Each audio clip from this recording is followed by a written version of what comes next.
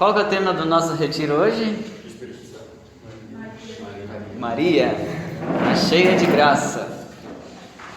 Eu confesso que eu estou muito feliz, porque falar de Maria para mim acho que é o céu aqui na terra, né? É algo extraordinário, porque uma das coisas que mais me tocou na vida foi o amor, a devoção à Nossa Senhora, né? Para quem não conhece, este livro aqui, né, eu tenho pequenininho, esse está um pouco maior, o Tratado da Verdadeira Devoção à Virgem Maria, foi um livro que revolucionou minha vida, sem exagero.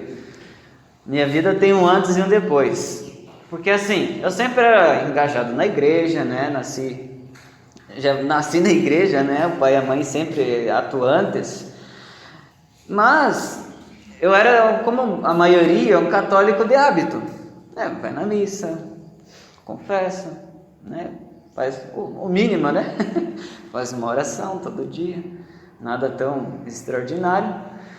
Mas quando eu conheci este livro aqui, quando eu li ele, né, conheci essa devoção a Maria, essa entrega da nossa vida à Nossa Senhora, minha vida mudou radicalmente. Por quê? Porque o que São Luís ensina aqui é muito forte mesmo. É uma bomba de graças, né? Mas eu já não vou, já dizendo aqui, a gente vai meditando no decorrer da nossa pregação. Mas eu queria apresentar para vocês o que é este livro, né? Este livro, como eu já disse, o nome, uma curiosidade que São Luís não deu esse título, né? Não é ele Tratado da Verdadeira Devoção à Santíssima Virgem. Ele não colocou esse título, aliás, nem tinha título, né? Depois que as pessoas viram que era um verdadeiro tratado sobre a devoção a Maria, né? E ficou com esse nome. Mas este livro, ele é São Luís, aliás, vou apresentar o autor, né? Primeiro, quem que é São Luís Maria de Montfort? É um francês, é um santo francês do ano, nasceu em 1673 e morreu em 1716. E São Luís, ele é um santo extraordinário, todos, né, tem essas coisas extraordinárias, né, seu heroísmo. Mas São Luís, ele era assim, era um fogo vivo, sabe? Era um homem incrível. Por onde ele passava, ele convertia multidões, né? Ele era um sacerdote diocesano, né? Buscando, como todo bom cristão, queria discernir a vontade de Deus. E desde, né, já logo cedo, Deus já manifestou sua predileção por ele, que tinha uma grande missão para ele. Um dia, ele já desde criança, ele tinha uma piedade, uma devoção que era diferente dos outros. Enquanto às vezes muitas crianças estavam lá brincando e tal, ele estava rezando. Ele ficava, né, não que ele se isolava, né, mas ele era mais voltado às coisas do céu, né? E um dia, no seu fervor, né, na sua vida de oração, ele era adolescente, criança, era bem novinho, não me lembro a idade, ele estava pedindo para Deus, diante de uma imagem de Nossa Senhora, ele já desde cedo tinha uma grande devoção a Maria, e aí ele falou assim, pedia para Deus, qual que é a minha vocação, né? E, de uma forma extraordinária, Deus falou, não assim, tipo, eu senti no coração, Deus falou como eu e você, assim, será sacerdote? Amém, Senhor, ele aqui. Ele não pensou duas vezes, então vamos lá, né? Já logo procurou um seminário, mas por circunstâncias, ele era bem radical, assim. Ele não entrou no seminário, assim, como era comum, assim, aliás, ele era pobre, né? Ou eu não me lembro bem detalhe, ele era uma família modesta, assim, né? E ele foi parar num seminário pobre, e ele queria, né, a pobreza. E aí, ele precisava de ajuda, né? Tinha uma mulher que bancava os estudos dele, beleza. E ele foi lá, e ele começou a viver uma vida de santidade profunda, crescendo na fé, na espiritualidade, e ele se destacava, ele era muito inteligente, muito sábio, né? Um dia tentavam encurralar ele, né? Falar assim, que ele era burro, que ele não conseguia, tentavam, meio que perseguiam ele. E um dia um professor na frente da turma, assim, chamou ele lá e fez perguntas dificílimas de teologia, né? E ele respondeu implacavelmente, assim, tipo como se dominasse tudo, sabe? Foi assim, tentaram encurralar ele e ainda acabou. Foi uma exaltação, porque ali Deus agiu, né? E ele foi algo extraordinário, né? Então esse santo, depois ele se ordenou e tudo mais, ele cresceu em santidade profunda, né? E sempre numa vida de oração ele se destacou. Ele pregava bastante, era missionário, ia nas paróquias, né? E começava sempre a dois pilares, né, na sua vida espiritual, que era a cruz, né? Jesus crucificado, né? Uma grande devoção à paixão de Cristo e a Nossa Senhora, né? Onde ele passava, até tem um pouquinho do Padre João nisso, onde ele passava pregando, ele construiu um calvário, né? E deixava lá a marca, né? E toda devoção a Jesus e a devoção a Maria. Aí o Padre João, como discípulo, também fez o calvário aqui. A primeira coisa que foi construída aqui no santuário foi o calvário. Mas tá. Então, no seu caminho, ele pregava e ele convertia muitas pessoas, porque ele era uma santidade tremenda, sabe? Era Deus presente ali. E estava num período de jansenismo, né? Era uma heresia lá que dizia que a gente era tão miserável que quase ninguém se salvava, né? A graça de Deus quase não agia em nossa vida, era muito fraco, assim, eram poucos os que eram tocados pela graça de Deus que poderiam comungar, né? Era um período de muitas confissões e poucas comunhões, né? E aí São Luís ele veio combater isso, né? Ele dizer, não, existe a misericórdia, né? Nós somos pecadores, mas a misericórdia de Deus nos transforma. E aí ele foi um dia ao Papa. Ele estava muito perseguido, porque a maneira dele pregar, né, todos os frutos do apostolado dele estavam incomodando as pessoas, né? E aí ele falou assim, meu Deus, será que eu estou fazendo errado? Né? Não está dando certo, já estão me perseguindo e tudo mais. E aí ele estava pensando em outro país para evangelizar, na Índia, no Japão. Mas aí o Papa falou assim, não, prega na França, que é no próprio país dele, né? Como se eu quisesse ir lá na África e o Papa me dissesse, não, vai no Brasil mesmo, evangeliza lá que está precisado, né? E aí o Papa pediu para ele evangelizar na França mesmo. E aonde São Luís passou, o jansenismo não triunfou, né? Ele salvou o povo da heresia, de se desviar do caminho da fé. Então esse foi basicamente, né, São Luís, o grande autor do Tratado da Verdadeira Devoção. E já quase no final da vida dele, ele morreu em 1716, em 1712 ele escreveu este livro, que é a maior obra dele, né, a mais famosa. Aqui ó, a gente tem as obras completas, né, todos os livros escritos, cartas e canções. Um detalhe que ele também era um grande compositor. Se a gente vai ver aqui nas obras-primas, praticamente metade, alguns livros dele, né? E o outro é tudo música, de tanto que ele era compositor. Por quê? Porque ele via na música uma grande forma de evangelização. Eu penso assim, acho que São Luís seria hoje comparado um pouquinho hoje com o Frei Gilson. prega, o Frei Gilson não escreveu livros, mas compõe bastante, porque vê quanto que transforma os corações, né? Toca, as pessoas cantam e Deus age. Então ele compôs inúmeras músicas e aquilo entrava na cabeça e no coração dos fiéis, né? Então, ele escreveu este livro, que é extraordinário. Entre os 10 primeiros livros, de todos os livros, milhões de livros da Igreja Católica, entre os 10 primeiros mais famosos, divulgados, difundidos, sem dúvida está o Tratado da Verdadeira Devoção, né? Porque este livro, ele nos ensina um caminho de santidade, né? Quem tem esta edição aqui, ó, aqui ó, tem uma aqui sobrando. Quem tem esta edição, pode ver ali no finalzinho, na contracapa, ele diz assim: este é um livro precioso, escrito por um santo, meditado pelos santos e que tem a bela missão de formar os santos de Deus, né? Então é algo profundo. Foi um santo que escreveu, santos meditaram e formou muitos santos e quer ter formar santos. Amém? Querem uma prova disso? Que não é mentira o que está escrito aqui? Já teve vários santos que leram este livro, colocar em prática o que ele ensina e já são declarados santos. Um exemplo, Santa Teresinha do Menino Jesus, leu o tratado, se consagrou a Maria, tinha uma grande devoção à Nossa Senhora. Exatamente. São Padre Pio, já ouviram falar? Leu o tratado. São João Bosco, leu o tratado. São João Maria Vianney, padroeiro dos padres, leu o tratado.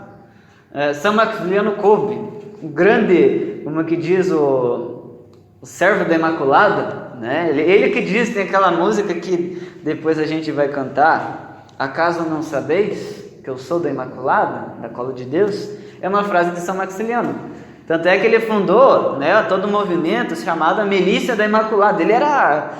Ele derretia, ele respirava Maria, né? Era mariano demais. E ele leu o tratado, aprofundou e disseminou essa devoção, né? E eu poderia dizer muitos outros santos que viveram esse caminho de santidade, mas eu acho que o maior exemplo que vem com chave de ouro. Alguém já ouviu falar de São João Paulo II? O Papa, né? O Papa João Paulo II, gente, o que esse livro fez na vida dele não tem explicação. Todos sabem que o Papa, né, tem um símbolo, um brasão, né? E nesse brasão tem um lema, né? Cada um tem uma frase, pega uma passagem bíblica, qualquer coisa, né? Geralmente é algo bíblico. E o lema, pesquise na internet depois e veja que eu não estou mentindo. O lema do Papa João Paulo II qual é? Totus tus Maria, que em latim, que traduzido quer dizer, sou todo teu Maria. De onde que ele tirou essa frase? Está aqui. Né? Olha, este livro inspirou o lema de um Papa, mas não é só o lema, foi a vida dele. Ele mesmo dizia assim que no começo ele tinha hesitações, assim, né? Será que eu leio? Por quê? Porque ele estava quase caindo naquilo que a gente vai ver depois. Tem São Luís, ele ensina aqui no tratado que existem vários tipos de devotos, aliás, características da verdadeira devoção, e também tem os falsos devotos de Maria. Se dizem devotos de Maria, mas na verdade não são. E um deles é os devotos escrupulosos. O que quer dizer? Quem que é o nosso Salvador e Redentor? Jesus. Quem que é o centro da nossa vida? É Jesus. Os devotos escrupulosos são aqueles que, por medo de diminuir Jesus, acabam não tendo uma grande devoção a Maria. Não, foca em Jesus, então não vou me amar tanto Maria, digamos assim, entendeu? Como se Maria apagasse Jesus, entendeu? E o Papa João Paulo II, ele estava com medo, assim, tipo, né? Às vezes eu vou muito Maria e acabo esquecendo de Jesus. Negativo. Eu até vou já citar uma frase do tratado, diga. Um adendo, muitos desses devotos religiosos, até conhecidos assim, diz: eu acredito muito na Bíblia, e na Bíblia não diz que você deve adorar Maria, diz que você deve adorar apenas a Jesus, somente a Ele. Exato. Então, por que eu vou adorar Maria se não está na Bíblia? Sim. Eu tenho que adorar a Deus. Exatamente. A Deus a gente... Não é isso como desculpa. Adorar, está lá bastante no Antigo Testamento, né? Deus, através dos profetas, e falar: adorarás o Senhor teu Deus e só Ele servirás com todo o teu coração, todo o tal, todo o teu entendimento. Só Deus. Então Maria, os santos, né? A gente não adora, mas a gente venera, né? É diferente, que a gente tem uma grande devoção, uma inspiração, a gente tem um amor a eles, vendo neles um modelo de santidade, um modelo daqueles que foram católicos de maneira exemplar. Católicos tem um monte, mas nem todos são exemplares. E os santos foram aqueles que foram assim de uma forma extraordinária, heróica, que servem de exemplo para nós. Mas ainda Maria está acima dos santos, porque ela é assim, a gente tem que ter devoção, pode ter devoção a todos os santos. Vamos usar assim, tem algum santo, André, tem alguma devoção em algum santo especial assim que você... Esse eu sou muito devoto. Carla Curtis, 2. Júnior, tem a devoção especial algum?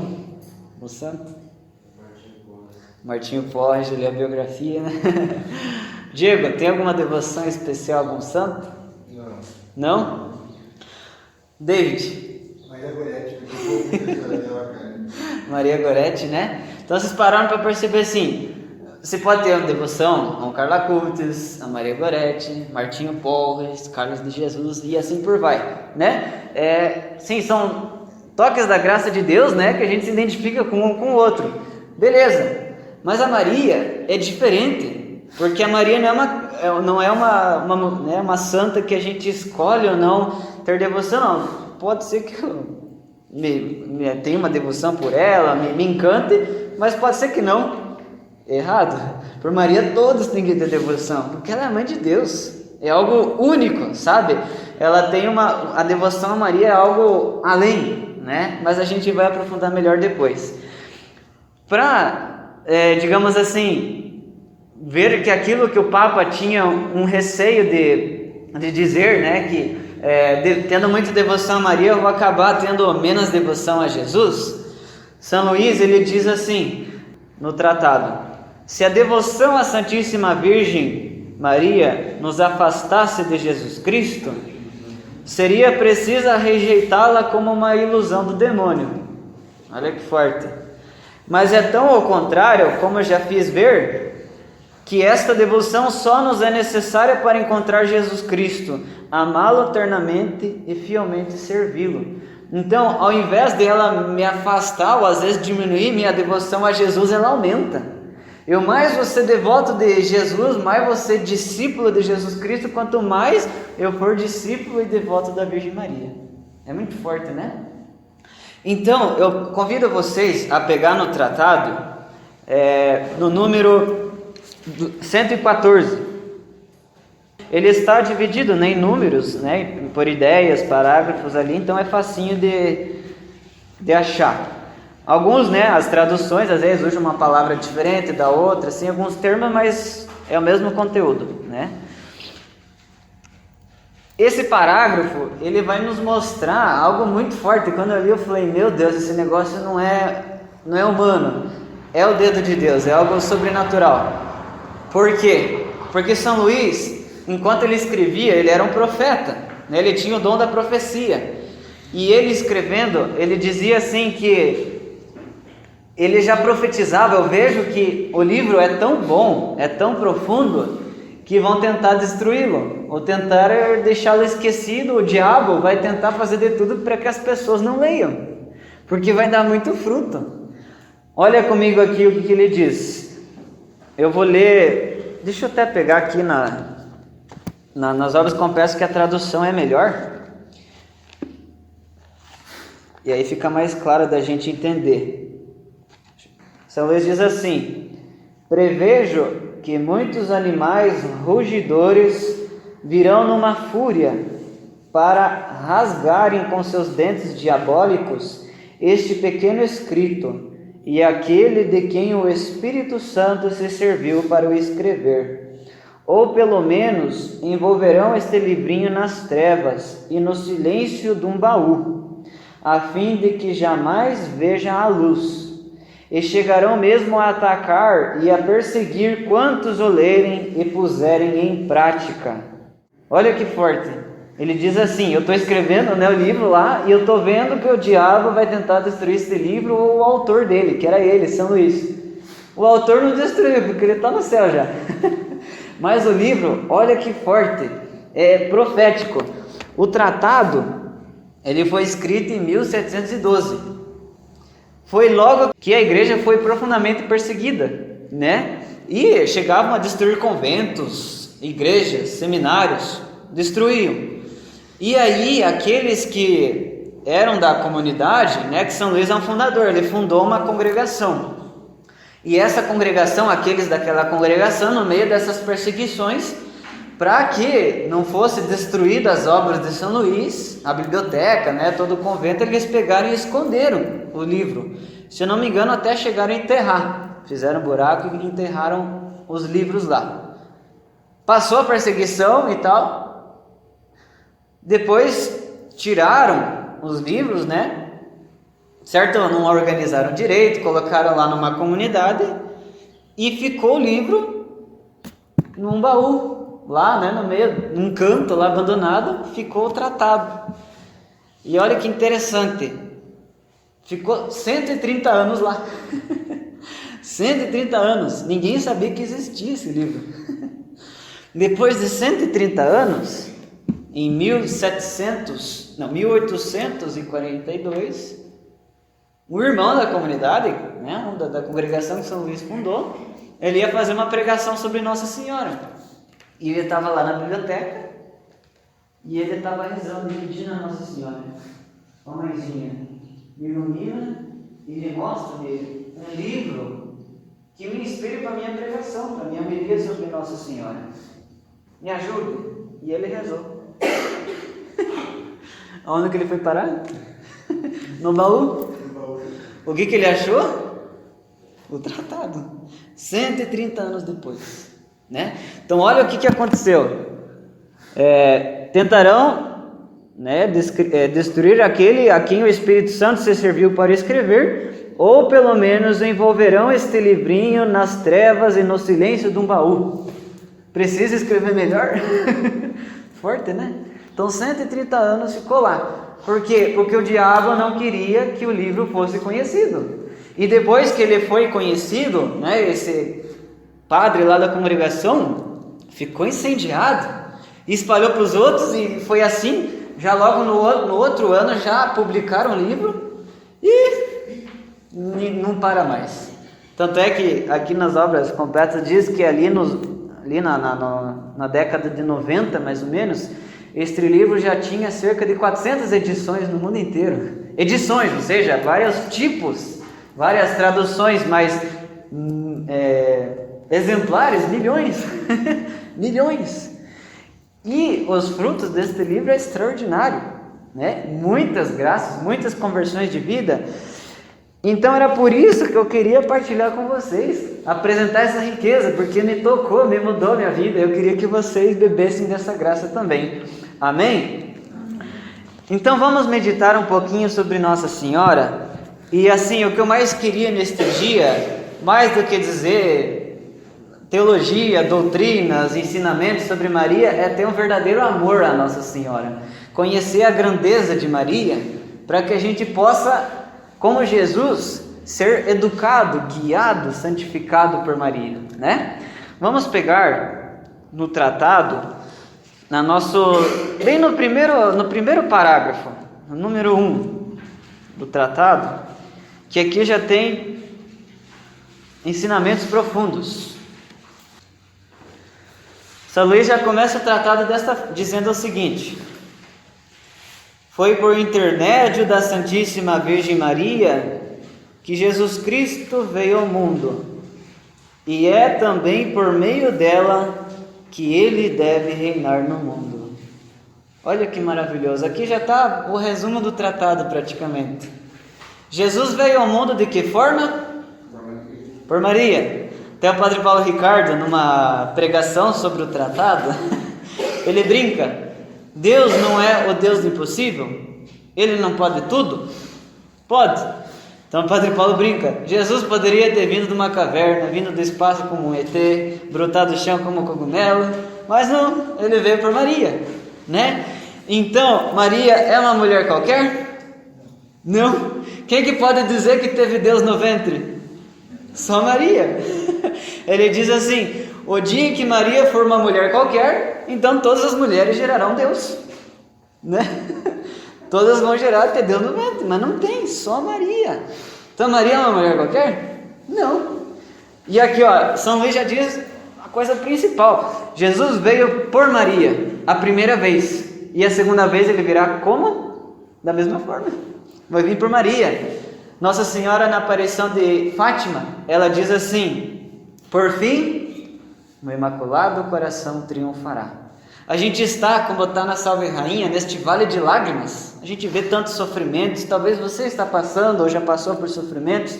Aliás, a gente todo dia tem uma cruz, né? Mas às vezes tem momentos, coisas mais fortes, né? Cruzes maiores. E a gente vê: meu Deus do céu, tá difícil, né? Como que eu vou aguentar, quando que vai acabar tudo isso? Mas Nossa Senhora diz, pode estar tudo um caos, estamos em guerra na Ucrânia, guerra em vários lugares, pandemia, o povo abandonando a fé, muitas pessoas, o povo não vai na igreja, o secularismo, né? O mundo está tomando conta dos cristãos, né? Não vão nem à missa, não rezam direito, né? Aí eu penso, meu Deus do céu, será que tá tudo perdido quase, né? Tá difícil ser cristão, é remar contra a maré, né? Mas o que Nossa Senhora diz? Por fim, meu imaculado coração, não é que ele vai vencer, ele triunfará, é algo assim, tipo, extraordinário. É como ganhar a Copa do Mundo nos 48 do segundo tempo. Olá. Nos acréscimos, sabe? É algo assim, estrondoso. Então Maria, ela vai triunfar, quando tudo parece perdido, né? Já sem esperança, Maria vai triunfar. E aqui São Luís já diz, Jesus veio por ela da primeira vez, e da segunda vez será pelo triunfo do seu Imaculado Coração. Vamos adiante. No número 2, toda a sua vida, Maria permaneceu oculta. Por isso, o Espírito Santo e a Igreja a chamam Alma Mater, Mãe escondida e secreta. Tão profunda era a sua humildade, que para ela o atrativo mais poderoso, mais constante, era esconder-se de si mesma e de toda a criatura, para ser conhecida somente de Deus. A maior alegria dela era se rebaixar. Ela está lá no escondimento, no último lugar, né, no carisma de Charles de Foucault, buscar o último lugar. O padre Velém falou para o Carlos de Jesus, na homilia que impactou o coração dele. Ele dizia assim, Jesus buscou o último lugar, mas viveu tão no último lugar, que até hoje ninguém conseguiu tomar o lugar dele. Então Jesus está no último lugar, eu diria que Maria está no penúltimo, né? Porque assim, ela diz lá no Magnífica, porque ele voltou os olhos para a humildade da sua serva. Algumas traduções já diz, o próprio Lutero, né? Lutero, alguns até não sabem, mas ele tinha uma grande devoção a Maria. Lutero, ele não tinha rejeição a Maria. Depois, que daí, como diz, não tem papa, cada um foi fazendo como queria. Aí outros que foram rejeitando os santos, foram e tal. Mas Lutero não, ele tinha um grande amor e devoção a Nossa Senhora, a tal ponto que um dos melhores comentários do Magnífica, do Cântico de Nossa Senhora, é do Lutero. E lá na tradução de Lutero ele diz assim, porque ele voltou os olhos para a nulidade da sua serva. Nulidade vem de nulo, aquela que é nada, se fez nada, né? E olha aqui, o grande atrativo para Maria era esconder-se de si mesma e de toda a criatura. Aí São Luís diz, continua, para atender aos pedidos que ela lhe fez de escondê-la, empobrecê-la e humilhá-la, Deus providenciou para que oculta ela permanecesse em seu nascimento, em sua vida, em seus mistérios, em sua ressurreição e assunção, passando despercebida aos olhos de quase toda a criatura humana. Quase ninguém, se forem olhar aqui até São Luís, continua, se os próprios parentes não a conheciam, e os anjos se perguntavam muitas vezes uns aos outros, quem é esta? Pois o Altíssimo a escondia, ou se algo lhe revelava a respeito, muito mais infinitamente a ocultava. Olha que fantástico, né? Que mistério! Aquela que se rebaixou, Maria não procurava aparecer, ser exaltada, ela se humilhava. E aí entra a passagem de Lucas 14, versículo 11. Os humilhados serão exaltados, os exaltados serão humilhados. Maria é um exemplo concreto. É aquela que se humilhou, né? Queria se esconder, ser esquecida, e hoje ela mesma diz, doravante todas as gerações me chamarão de bem-aventurada. Todas as nações, não há um lugar aonde Nossa Senhora não seja conhecida, venerada e amada, né? Até não cristãos podem não, né, ter uma devoção a ela, mas conhecem ela. Mas entre a Igreja Católica, se vocês forem reparar um dado muito curioso, vocês sabiam que tem mais igreja com o nome, né, paróquias e dioceses dedicados a Nossa Senhora do que a Jesus? Tem muito mais. Vamos usar um exemplo? Quem que é padroeira de Guarapuava? A padroeira do Paraná? Padroeira do Brasil? Padroeira da América Latina? Guadalupe. Mãe da igreja? Maria. Então, olha, tem muito mais a Nossa Senhora do que a própria Jesus e os santos. Então, não há lugar, né, cidade diocese onde não haja igreja dedicada a Nossa Senhora. O povo ama a Nossa Senhora. Vocês já pararam para dizer, o povo reza 1 milhão de vezes mais a Ave Maria do que o Pai Nosso? No terço, né? O meu tá ali no bolso, né? Mas você sabe, né, que tem Pai Nosso, 10 Ave Marias, Pai Nosso, 10 Ave Marias, Pai Nosso, 10 Ave Marias. Então, Maria é muito mais invocada do que o próprio Jesus, mas não que ela seja mais do que Jesus. Mas vamos reparar assim, qual que é o centro da Ave Maria? Ave Maria, cheia de graça, o Senhor é convosco, bendita sois vós entre as mulheres, bendito é o fruto do vosso ventre, Jesus. Santa, daí tem a segunda parte. Então, quem é o centro da Ave Maria? É Jesus. Então, é uma oração que no centro está Cristo, uma oração cristocêntrica, mas pelas mãos de Maria. É algo muito forte, né? No número 5, ali numa altura, São Luís diz assim: Maria é o santuário, o repouso da Santíssima Trindade. Então, Maria, olha que coisa fantástica. Maria é uma santa confusão. Ela é filha do Pai, mãe do Filho Jesus e esposa do Espírito Santo. Então, Maria, a gente pode dizer que ela está mergulhada na Trindade, né? Peguem no manual aqui, ó, para vocês verem. Pode ver ali no manual que tem o símbolo, né, do nosso carisma, da Divina e Trina Ternura. Tem a cruz, tem 3 círculos, né, que estão convergindo um com o outro. E no centro tem um M. De quê? De Maria.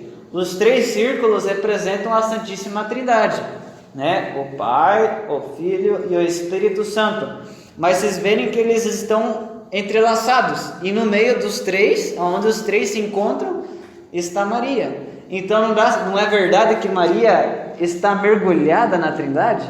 Maria é o templo da Santíssima Trindade. A Trindade habita em Maria. E aqui São Luís diz que Maria é o santuário, o repouso da Trindade. Amém? Ali lá no número 6, bem no início ali, São Luís diz: digo com os santos, Maria Santíssima é o paraíso terrestre do novo Adão. O que quer dizer isso?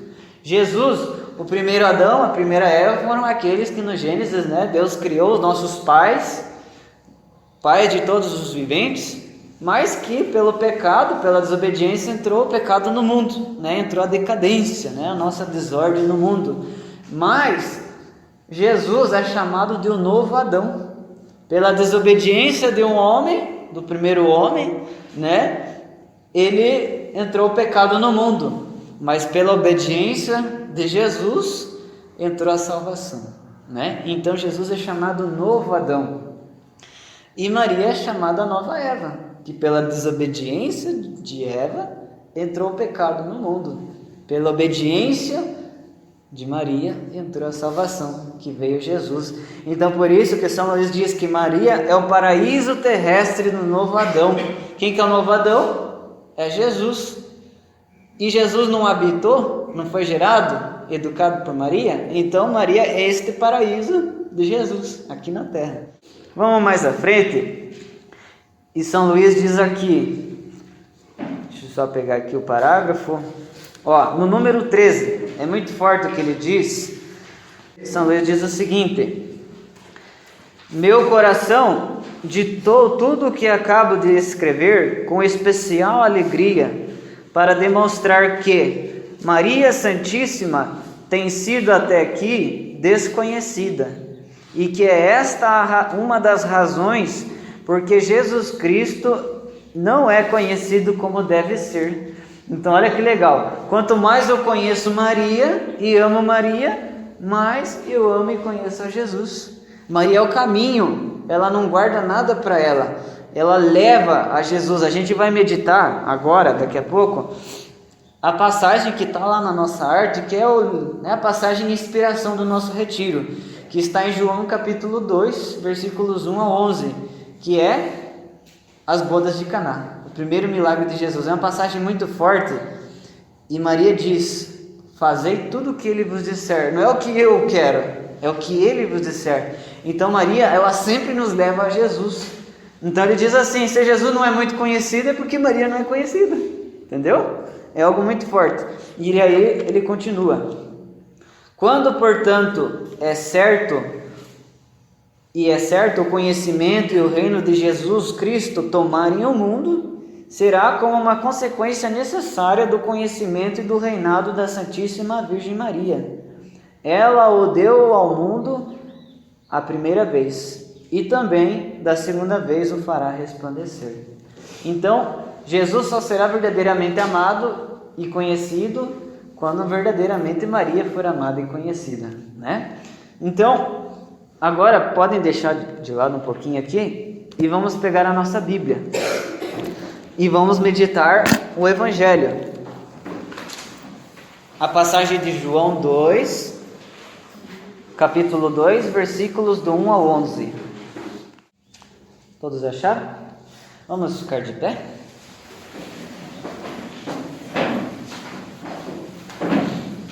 Gostaria de pedir um candidato. Quem gostaria de proclamar essa passagem? David? Então daí proclama em voz alta, com calma, né? Em cada ponto, deixando que o Espírito Santo vá tocando no nosso coração e nos inspire através dessa passagem a ter uma maior devoção a Maria. O Senhor esteja convosco, Ele está no meio de nós. Proclamação do Evangelho de Jesus Cristo segundo São João. Glória a vós, Senhor. As bodas de Caná. 3 dias depois, celebravam-se bodas em Caná, da Galileia, e achava-se ali a mãe de Jesus. Também foram convidados Jesus e os seus discípulos. Quando viesse a faltar vinho, a mãe de Jesus disse-lhe: eles já não têm vinho. Respondeu-lhe Jesus: mulher, isso compete a nós? Minha hora ainda não chegou. Disse então sua mãe aos servos: fazei o que ele vos disser. Ora, achavam-se ali 6 talhas de pedra para a purificação dos judeus, e continham cada qual 2 ou 3 medidas. Jesus ordenou-lhes: enchei as talhas de água, e encheram, até em cima. Tirai agora, disse-lhe Jesus, e levai ao chefe dos serventes. E levaram. Logo que o chefe dos serventes provou da água, tornada a vinho, não sabendo de onde era, se bem que o soubesse dos serventes que tinham tirado a água, chamou o noivo e disse-lhe: é costume servir primeiro o vinho bom, e depois, quando os convidados já estão quase embriagados, servir o menos bom. Mas tu guardaste o vinho melhor até agora. Esse foi o primeiro milagre de Jesus. Realizou-se em Caná da Galileia, manifestou a sua glória e os seus discípulos creram nele. Palavra da salvação. Glória a vós, Senhor. Olha que passagem fantástica. Eu, quando meditei, descobri isso, fiquei fascinado, né? Jesus foi convidado, aliás, podem ver ali que diz assim, ó: houve um casamento em Caná de Galileia e a mãe de Jesus estava lá. Então o evangelista fala primeiro de Maria, né? Jesus foi convidado para o casamento e seus discípulos também. Então assim, a principal é Maria. Primeiro ele fala de Maria e depois falou também foi Jesus e os discípulos. Então isso nos mostra, nos dá a entender que aquela que conhecia os noivos era Maria. E Jesus foi convidado com o discípulo porque era filho de Maria, né? Então ela que tinha amizade com os noivos. Então, com certeza, ela devia amar muito, né, os noivos. Aliás, Maria ama todos, né? Mas ela tinha, não só conhecia, assim, mas tinha um carinho, uma amizade, né, com os noivos deste casamento. Mas, acabou o vinho, né? Vai dizer assim, acabou o vinho do casamento. E a mãe de Jesus lhe disse, eles não têm mais vinho, né? E na época, acabar o vinho do casamento era algo vergonhoso. Era como hoje, não ter uma cervejinha, não ter nada para tomar, um refri, ou no aniversário não ter o bolo. ou ter o bolo, mas ele acabou e nem todos foram servidos, e agora? Era algo vergonhoso. Daí pense, e na época o casamento não era algo assim. Hoje já é toda uma celebração, uma festa grande, né? Mas na época era uma semana de casamento, então era algo assim grande, preparado, né? Tudo para acontecer. E daí você já parar para pensar que nesse marco na vida, né? Esse dia inesquecível daqueles noivos, falta o principal. Que humilhação! Que vergonha que eles iam passar, né? Lá tá o povo se divertindo e acabou. E agora?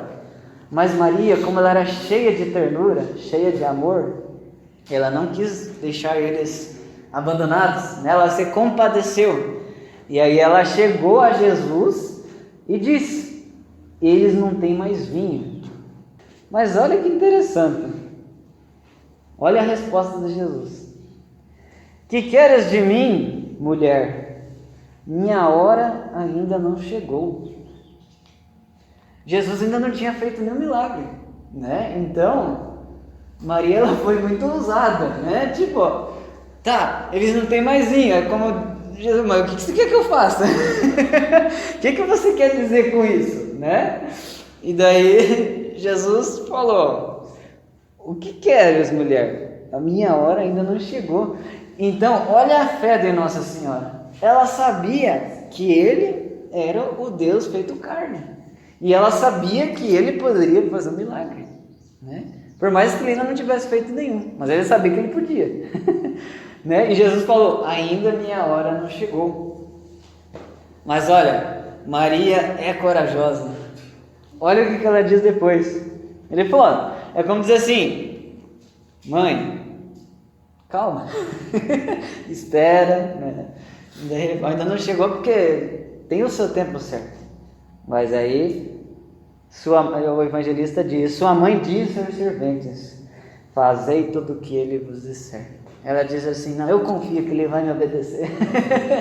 Eu confio que ele vai fazer um milagre, ele não vai deixar eles. E aí, Jesus fez o primeiro milagre. Olha a grandeza de Nossa Senhora. Ela é aquela que antecipa a hora de Deus.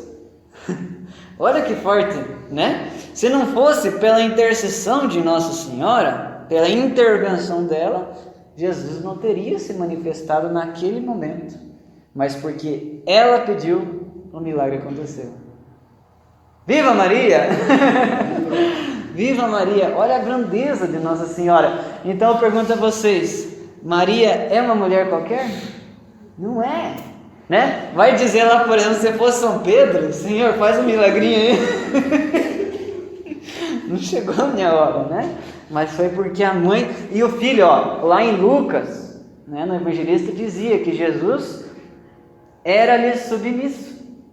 Então, ele como Deus, claro, ele está acima de Maria, de todos nós. Mas como ele era um Deus que se fez homem, então antes dele ter sua vida pública, sair pregar, sair de casa, evangelizar, ele, como todos nós, estava sob a autoridade dos pais, né? E assim também ele era um filho obediente, né? E Jesus ainda não tinha se revelado, não tinha saído proclamar, né, em todas as nações. Ele ainda estava iniciando, já tinha seus discípulos, então já era conhecido, né? Já vinha algo diferente nele, mas ainda não tinha feito algo glorioso, né? Então, pela intervenção de Nossa Senhora, Jesus se revelou. Então, Maria é extraordinária, não é? E aí, São Luís continua. Maria, ela é aquela que é cheia de graças. Número 23 do tratado. Frase famosa. E acho que resume tudo. Deus Pai juntou todas as águas e chamou-as mar. Juntou todas as suas graças e chamou-as Maria. Olha que forte, Maria, a plenitude de graças. Lá em Lucas 1, o anjo chegou a Maria e disse o quê? Ave cheia de graça. Como que a gente começa a Ave Maria? Ave Maria, cheia de graça. Então, Maria, ela é a plenitude de graça. Todas as graças que existem no universo estão em Maria.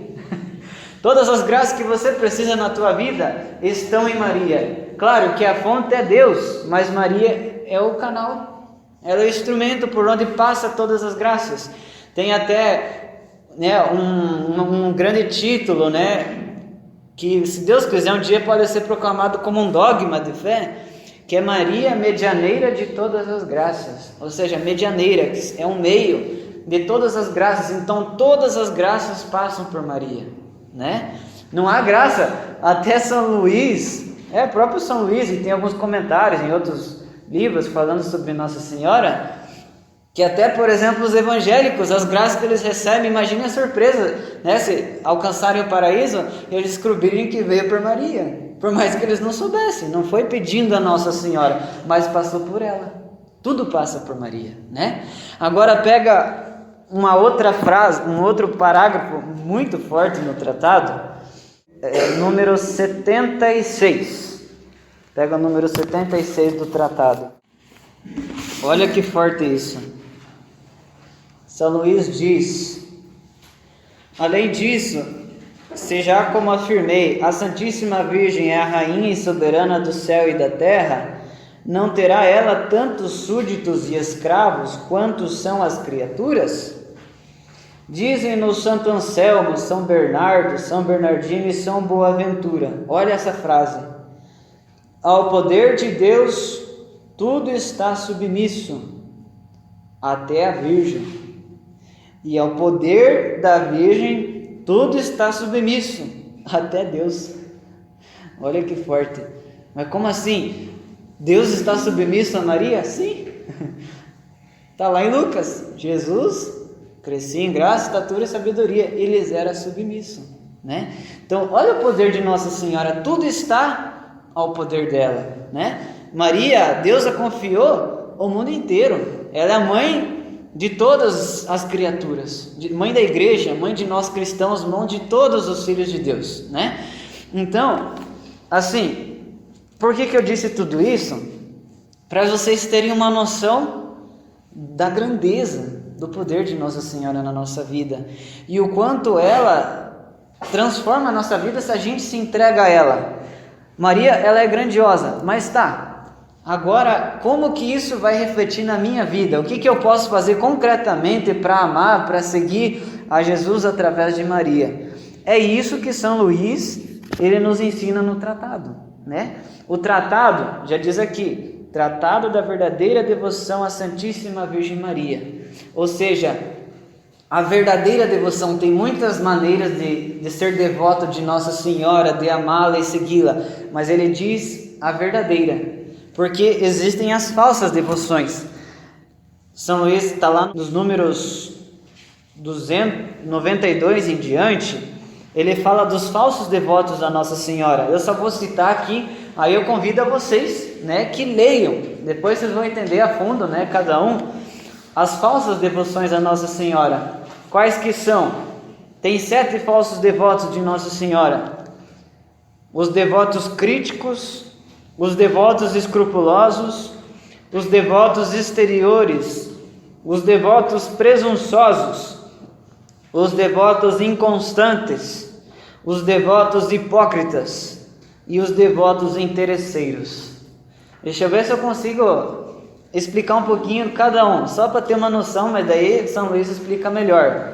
Quem que são os devotos críticos? São aqueles que dizem assim, aqueles que são sábios, entendidos de tantas coisas, têm doutorado e sabem muita coisa, mas eles devem ver o povo fiel, o povo simples, mais piedoso, e diz assim: para que ficar muita devoção a Nossa Senhora, para que muito terço, para que muito rosário, 1000 Ave Marias, para que escapulário, para que a Legião de Maria, digamos assim. né? Vai a Jesus! Fica muitas vezes na imagem de Nossa Senhora e poucas vezes diante do sacrário. Aí São Luís diz, como se devoção a Maria pagasse a devoção a Jesus, né? E Maria foi o primeiro sacrário, né? Primeiro sacrário, boa palavra. Maria foi o primeiro sacrário, porque ela não tinha ali Jesus no seu ventre, então foi o primeiro sacrário onde Jesus habitou, né? Então, esses são os devotos críticos, que a gente fica criticando, não, mais a Jesus, a Maria também, mas não tanto assim, né? Devocionismo e tal. Esses são os devotos críticos. Os devotos escrupulosos, como eu falei já, que quase caiu o Papa João Paulo II, né? Com medo de deixar sua devoção a Jesus, né? Ele não quis ter tanto amor, né? E amar e ter devoção a Nossa Senhora. Eles são escrupulosos, com medo de muito amor a Nossa Senhora e menos amor a Jesus. E é o contrário. Os devotos exteriores, esse tem bastante, é aqueles que às vezes estão com terço, estão com várias coisas e até a cadeia da consagração, mas não dão testemunho de vida coerente, não, rezam, invocam a Maria, né? Rezam lá o terço todo dia, mas não imitam Maria, imitar na sua humildade, no seu fervor, na sua simplicidade, na sua fé, na sua coragem, né? Então esses são os devotos exteriores, tem práticas exteriores, mas não está lá dentro no coração. Devotos presunçosos, né? É aqueles que acham que não, eu faço isso, faço essa devoção, faço essa oração e já me salvo. Não preciso imitar e mudar de vida. Basta fazer algumas fórmulas e tá bom. Isso é presunção, né? É um orgulho. Devotos inconstantes, esse tem bastante também. É aqueles que agora estão os maiores marianos do mundo, quer converter o mundo, sejam consagrados a Maria. Mas depois veio uma aprovação e acabou tudo. Né? São aqueles de momento, né? Que não perseveram.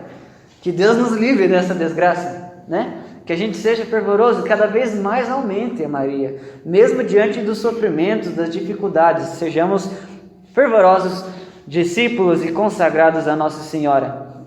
Os sextos, os devotos hipócritas, são aqueles que acham que podem ter uma devoção a Nossa Senhora, né? E não importa, continuam tendo uma vida em pecado, né? Pecados graves, pecam, mas acham, não, mas eu tenho devoção a Maria, eu invoco ela e eu me salvo. É hipócrita, né? Porque não, exige uma mudança lá dentro, né? E por último, os devotos interesseiros, também tem um monte, que é aquele que vai a Maria só para pedir coisas. Né? Vai pedir Maria, né? Maria é toda poderosa, você pede as coisas e ela nos dá. Mas tem gente que só vai a Maria por causa disso, por benefício próprio. E não, a gente tem que ter um verdadeiro amor a Nossa Senhora, um verdadeiro amor a Jesus Cristo. Não pelo aquilo que a gente recebe, mas por aquilo que eles são, né? Esses são os interesseiros. Então vamos cuidar para que a gente não seja um deles. E aqui no Tratado São Luís explica melhor. Aí depois ele mostra a verdadeira devoção a Maria. Ali a partir do parágrafo 105. Qual que é a verdadeira devoção a Maria? A verdadeira devoção a Maria, ela é interior, vem do fundo do coração, vem da nossa alma, vem de dentro. Ela é eterna, aí vem a ternura, é ter uma afetividade, um carinho pela Mãe de Deus. Ela é santa, ela é a mais santa de todas, ela nos santifica. Ela é constante, não é inconstante. Quanto mais eu sou devoto de Maria, mais eu persevero, mais eu sou fiel e firmado na rocha de Cristo.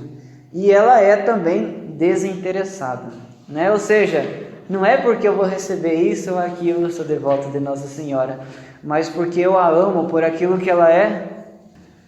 Então assim, eu não vou extrapolar, né? Eu queria passar para vocês a verdadeira consagração. Eu quero assim incentivar vocês que se consagrem a Nossa Senhora. São Luís ele começa a dar essa introdução. Quem é Maria? Né? É a Virgem poderosa, a Mãe de Deus, aquela que desde toda a eternidade foi escolhida. Né? Não é que do nada, assim de repente Deus, vou olhar uma aqui, pode ser você. Não, era Maria a escolhida. Né? Já pensou se ela dissesse que não? Ela poderia. Porque Deus não nos deu livre-arbítrio? Ele deu. Então ela era livre, mas ela, como boa serva de Deus, ela diz assim, frase espetacular: eis aqui a serva do Senhor, faça-se em mim segundo a tua palavra, o que o Senhor quer eu farei. Olha que maravilhoso. Maria não é um modelo de santidade, de confiança a Deus para nós? Ela viveu em plenitude. Maria é perfeita, ela nunca pecou, ela tem essa grande privilégio de Deus, que se chama a Imaculada Conceição. Imaculada, mácula é a mancha. Maria foi preservada do pecado original, de toda a mancha, então ela já nasceu sem defeitos. Então ela é grandiosa. Os santos tiveram esse privilégio? Não.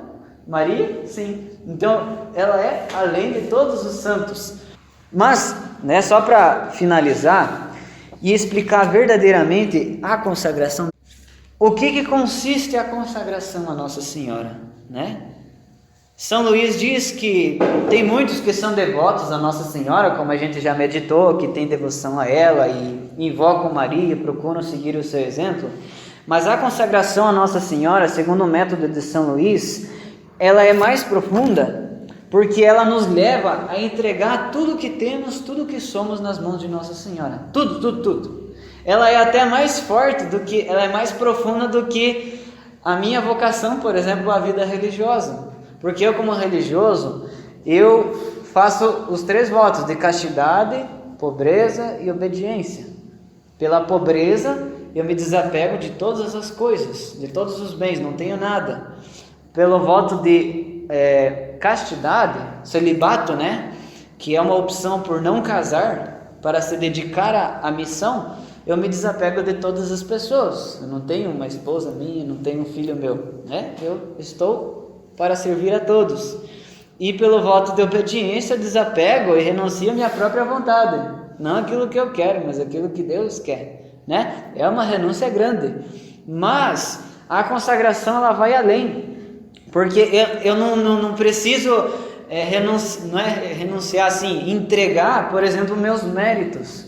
Porque toda oração, todas as boas obras que eu faço, ela tem bons méritos, Eu posso, por exemplo, rezar um terço, e ofertar por tal pessoa, Eu posso rezar, fazer uma obra de caridade, pedindo pela conversão de um amigo meu, de alguém da minha família. Eu posso. É as graças que eu recebo através desta oração. Mas pela consagração, São Luís nos ensina a gente entregar a Maria até isso, até os méritos das nossas orações. Não é que eu não tenho mar, não tenho nada, mas eu entrego a Maria, porque Maria, ela vai tomar conta de tudo na minha vida. Olha o que eu entrego a Nossa Senhora pela consagração. A Maria, pela consagração, eu entrego o meu corpo, Então tudo que eu tenho, a carne, o corpo que Deus me deu, é de Nossa Senhora. Então ela que cuida. Como que eu estou me comportando, Como que eu estou me vestindo, De forma santa, Aí entra a modéstia, a castidade. Pela consagração, eu entrego a minha alma. O que quer dizer entregar a minha alma? Eu entrego a minha vontade, meus desejos, tudo, meus gostos, meus desejos, eu entrego a Nossa Senhora. Então, assim, às vezes eu quero fazer alguma coisa, mas quando eu entrego e busco esse caminho de entrega total a Nossa Senhora, eu vou parar e vou fazer assim. O que eu quero fazer? Maria faria no meu lugar? Contribui para a minha santificação, para a glória de Deus? Ou me afasta dela? Se não vai glorificar a Deus e a Nossa Senhora, então, longe, Toma distância. Se aquilo me ajuda no caminho da santidade, mergulha de cabeça, Então eu entrego a minha própria vontade. Nossa Senhora, eu tenho vontade disso, mas é da tua vontade que eu faça isso? Eu entrego também a minha inteligência, tudo aquilo que eu sei, todos os meus pensamentos, eu entrego a Nossa Senhora, que ela ilumine, que eu tenha santos pensamentos, tudo aquilo que vem em meu coração, na minha mente, que seja para a glória de Deus, Por Maria, pela consagração, entrego todos os meus bens exteriores, as coisas materiais, Tudo que tenho, casa, carro, celular, dinheiro, tudo que tenho é de Maria, que ela tome conta. Mãezinha, toma conta de tudo isso, que eu saiba administrá-lo, possa gastar meu dinheiro com coisas que glorificam a Deus, que te glorifiquem, né? E não desperdiçar. E por fim, aquilo que eu falei, que vai além da vida consagrada, que é os bens interiores, os méritos na minha oração, né? Tudo que eu tenho eu entrego a Nossa Senhora. Então assim, eu digo para vocês que se consagrar a Nossa Senhora não vale a pena, vale a vida, é algo extraordinário. Eu digo para vocês, vocês viram, como eu falei no início, vários santos seguiram esse caminho e tiveram uma verdadeira mudança de vida. São João Paulo II, Padre Pio, São João Bosco, tantos santos, eles tiveram uma mudança radical. A gente vê, eu assim, partilhando com vocês no meu próprio testemunho, o que foi bombástico no tratado na minha vida. Porque assim, eu já era um bom cristão, eu estava na igreja, ia na missa, tocava no grupo de jovens e tudo mais com sinceridade. Mas eu ainda não conhecia essa profundidade dentro do meu coração, na minha alma, né? Que São Luís diz assim, que Maria, no seu escondimento, ela louvava a Deus, lá na sua vida em Nazaré, né? Na simplicidade, como ela dizia, ela queria ser rebaixada. Lá no escondimento ela louvava a Deus mais do que todos os anjos e santos juntos, fazendo 1000 obras de caridade e pregando a todas as nações. Eu falava, mas meu Deus, eu achava que para mim ser um grande católico, um grande fervoroso, eu tinha que pregar, sair, fazer grandes coisas. E não, e Maria que não fez nada disso e glorificou mais do que todos. Então a grandeza está dentro, né? E eu não conhecia isso, não conhecia essa profundidade, né? Que a verdadeira glória que a gente dá a Deus vem de dentro, é pela nossa fé, ter uma fé inabalável, ter uma coragem, uma confiança no caminho de Deus, né? E a consagração nos leva a isso. Eu digo assim que eu nunca daria um sim à vida consagrada, à vida religiosa, se eu não tivesse conhecido a consagração a Maria, se eu não tivesse entregado a toda a minha vida a ela, porque é exigente, né? E se não fosse por uma graça de Nossa Senhora, eu não conseguiria, mas ela deu. Então, eu digo para vocês que Maria vai fazer coisas maravilhosas na vida de vocês, se vocês se entregarem de corpo e de alma. Amém? Então se consagrem, entregue a vida de vocês, leiam este livro, né? Para vocês terem uma verdadeira mudança na vida de vocês. Eu garanto, se algo não acontecer de melhor, podem vir me puxar a orelha, mas eu duvido. Amém? Louvado seja nosso Senhor Jesus Cristo, sempre seja louvado. E para finalizar, como bons discípulos aprendemos com São Luís de Montfort, que a música é um grande meio de evangelização, vamos nos consagrar a Nossa Senhora, fazendo um cântico maravilhoso a ela, e pedindo a ela que ela nos faça santos. Tem uma frase que diz assim, São Luís: a quem Deus quer fazer muito santo, ou faz muito devoto de Maria. Forte, né? Então vamos pedir a Deus para que a gente seja muito santo, sejamos grandes devotos de Nossa Senhora. Eu me consagro a Ti, Mãe de Deus e minha.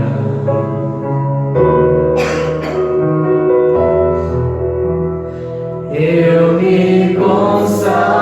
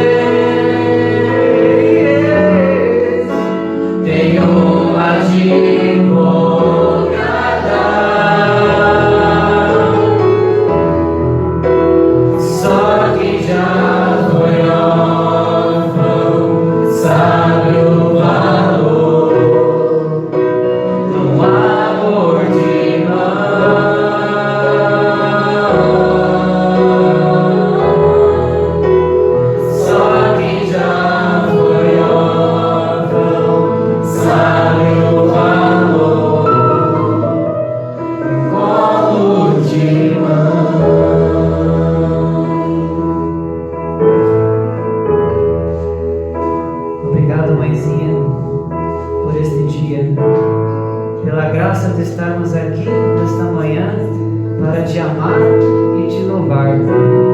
Quanto mais eu te amar, ó Mãe, mais eu amarei a Jesus. Me ensina a ser um bom filho, a ser consagrado, estar cheio do fogo do amor de Deus e espalhá-lo pelo mundo. Quanto mais eu sou teu, mais eu sou de Jesus. Me ensina a te amar, ó Mãezinha. Me ensina a ser santo, a ser devoto, a ser humilde, ser piedoso como tu fosses, ó Mãe, ser obediente como tu fosses a Nossa Senhora. Transforma a minha vida e molda Jesus em meu coração. Tu és o molde de Jesus, tu modela, tu nos transforma e nos faz reflexos de nosso Senhor Jesus Cristo. Me faz santo, ó Mãezinha. Eu te louvo e te glorifico nesta manhã e por toda a minha vida. Ave Maria, cheia de graça, o Senhor é convosco. Bendita sois vós entre as mulheres, e bendito é o fruto do vosso ventre, Jesus. Santa Maria, Mãe de Deus, rogai por nós, pecadores, agora e na hora de nossa morte. Amém. Ó Maria concebida sem pecado, rogai por nós que recorremos a vós. Viva Maria! Viva! Viva Nossa Senhora das Graças! Viva Nossa Senhora de Pentecostes! Amém!